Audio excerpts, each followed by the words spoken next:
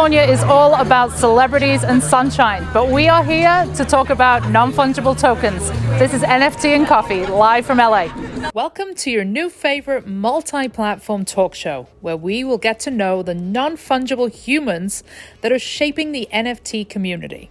We'll be getting personal with your favorite artists, community leaders, and changemakers that are building Web3.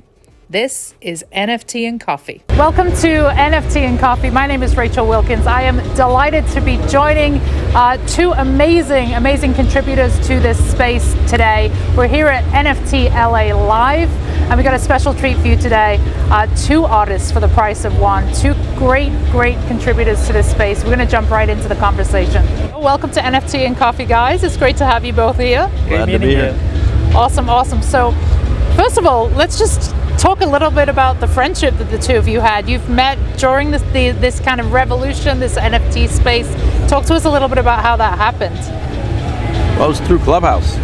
We were both on Clubhouse, Artist Lounge, I believe, 2, 3, 4 in the morning. Yeah, for me it was like 7 in the morning, though I'm Right. Eastern Standard Time. Yeah. We just talked until dawn about art. Yeah, Wow. 7 days a week for literally months. Yeah. Absolutely months. Yeah. I feel like Clubhouse was kind of the epicenter for this movement to begin. It's really what elevated it and brought some really amazing connections together. As a lot of artists begin to enter this space, they may have this sense that they're somewhat late to what's happening, given the amount of relationships that have formed. What would be some tips that you perhaps pass along to anyone who's just newly coming into this space and maybe feeling a little bit more on the introverted side? Like, how would you navigate kind of the community aspect of what we're seeing right now?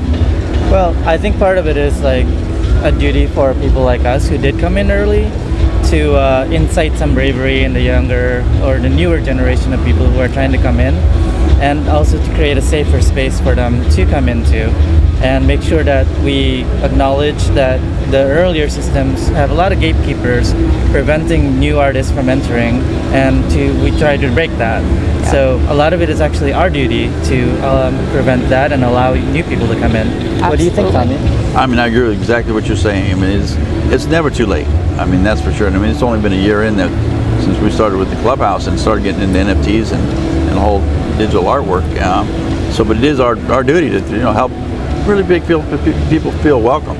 Yeah. And not make them feel like an outsider, and it is too late, because it's not too late at all. I mean, only 3% of the world know about NFTs at the moment.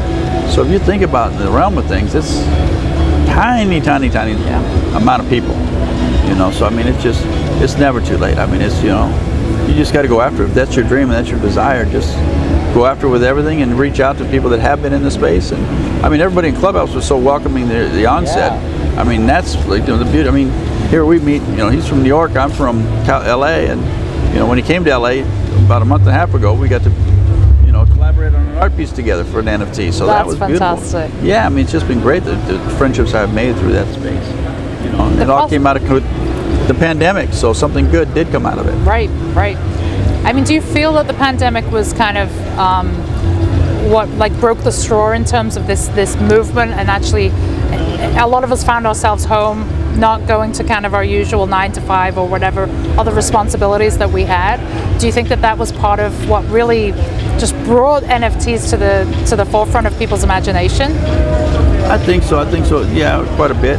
And plus, everybody, like you said, a lot of people weren't going to work. A lot of people, we were on total lockdown, so we could afford to be up late and lose sleep and lose time of our clock and sleep in the afternoon or whatever. Right. It was like rock stars, And Tommy and I shared similarities too, because our lung capacity is actually less than most people. So if we got hit by COVID, it would have been very drastic. Wow. It would have been very difficult during the time before the vaccinations and before we were able to, treat people. So I think we were very careful. And also, 4 of my shows got canceled, right? So it's not like I had much else to do. Right. But try to find something else, right? And when something like that happens, right? You get two kinds of people who are like, oh my goodness, what am I going to do next? And they get stuck. Yep. And then you get other people who are like, all right, what do I do next? I have all this opportunity now. Yep. And I think that's us. Absolutely. I think that's definitely the two of you, without a doubt.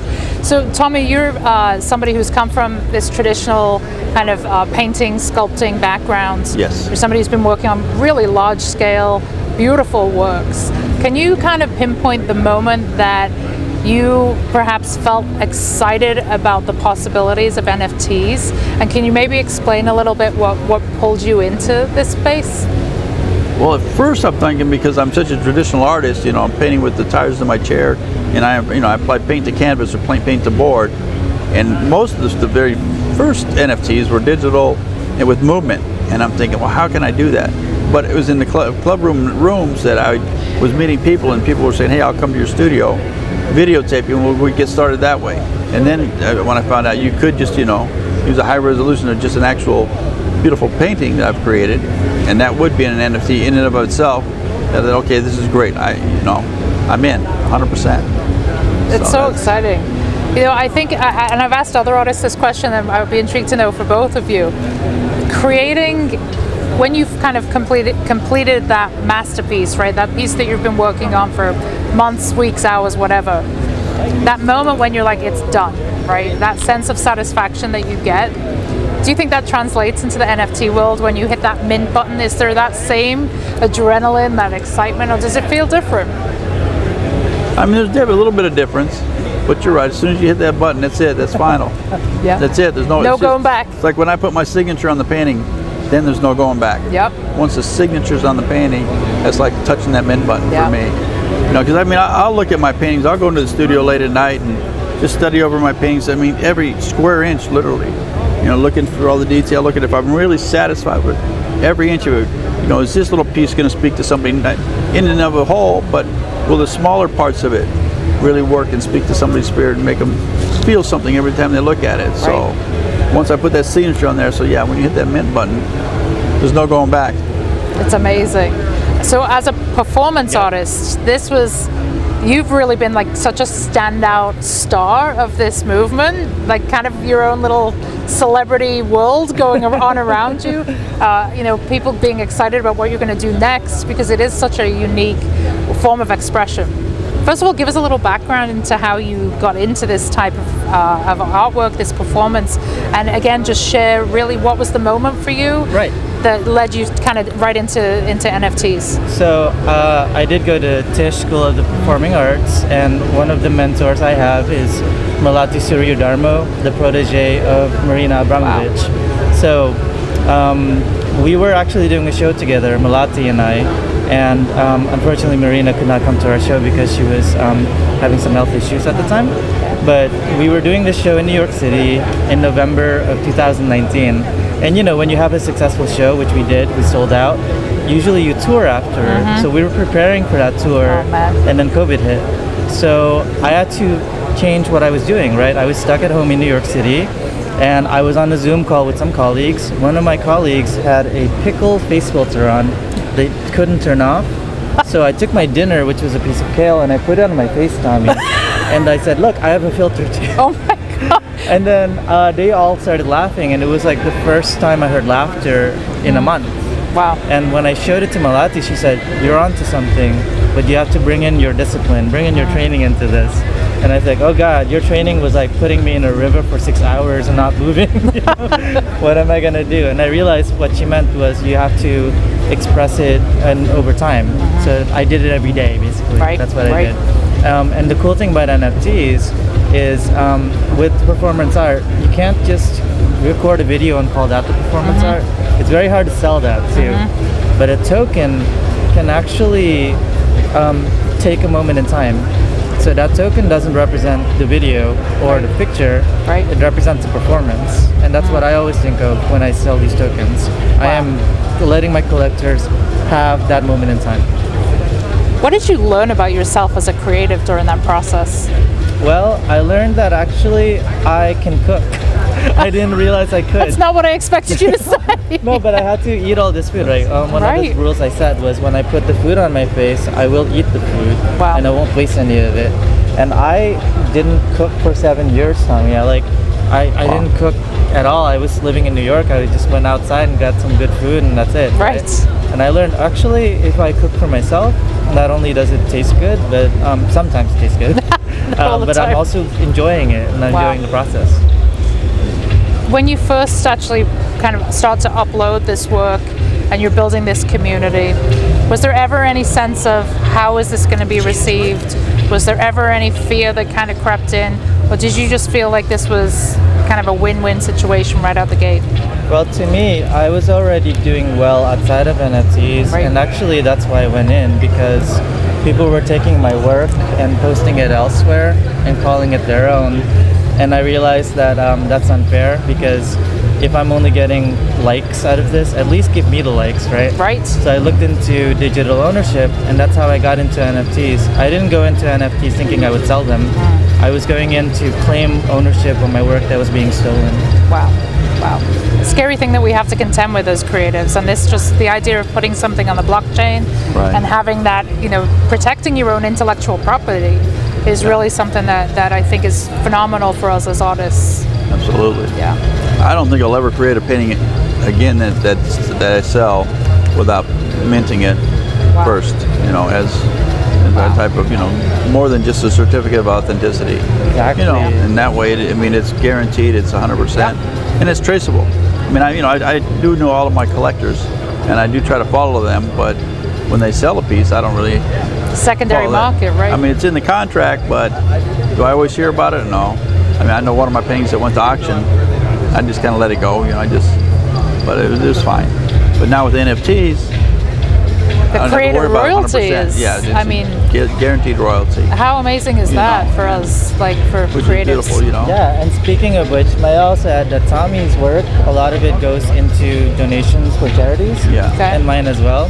Like I've given to Trans Lifeline, I've given to food banks, I've given Wow. to LGBTQ shelters in New York. Amazing. And the cool thing about that, the percentage that's royalties for me, I can also give to them directly. Wow. And that's permanent forever. Wow. Like Wow. it never ends Yep. until people stop selling my work again. So it goes straight to the charities themselves. Automatically in the smart Yes. Wow, that's incredible. It is. It's exciting for us to have more ownership and more decision making in the creative economy just as a whole. yeah. And like eliminating all the gatekeepers that have previously ran the show. So it's Right. it's incredibly exciting, I think, for all artists, but there is still that resistance. Yeah. I see it a lot. I work, with visual artists, and there's trepidation. I don't want to say resistance. Fear that this is going to go away. Fear that this is a short moment in time. It's a snapshot. It's NFTs are a scam. We've all heard it. Oh yeah. Would there be something that you would perhaps offer as advice to somebody who might be on the fence and wondering whether it's worthwhile because it is a time investment. Let's not deny that. Right. There is a time commitment. But what would you give? What kind of advice would you give to an artist out there? Well, just like you said, especially when it comes to making a donation, when your collectors know that the money is definitely going to a charity and it's guaranteed by way of a smart contract, and there's no way around that, and then all the way down to, your estate once we're gone, Right. why not have a family member something benefit from that as well? Absolutely. Not just the auction house or somebody, Right. So I think that's the awesome part about it. There's so much good that's going to come out of this whole space for sure. The people are doing smash and grabs with jewelry right now. If there was an NFT for those pieces, it'd eliminate a lot of that. Yep. For sure. Just the ownership and ability to be able to also build a lot of community around your work, I think, is incredibly exciting. Right. How do you both feel about the idea of actually bringing AI into the creative process and partnering with machine kind of learning and bringing that additional layer into your work? Do you think it's still art at that point? It's actually fascinating. We're talking about this right now. So Tommy's making the world's largest NFT painting. It's 20 by 400 feet. 20 feet by 400 foot. Wow. And he made the color decisions very precisely. Okay. And then he told me, I want to figure out a way to find the percentages of the color on each little panel, right? Right. And then we were like, well, the easiest way, he wanted to actually point at each one and count them. Okay. And I said, Tommy, you can use a computer to do that. Right. Wow. So that, in and of itself, I was going to count colors on 10,000 panels. Oh my! 10,000. You'll be doing it for the rest of your life. Crossing up. Exactly.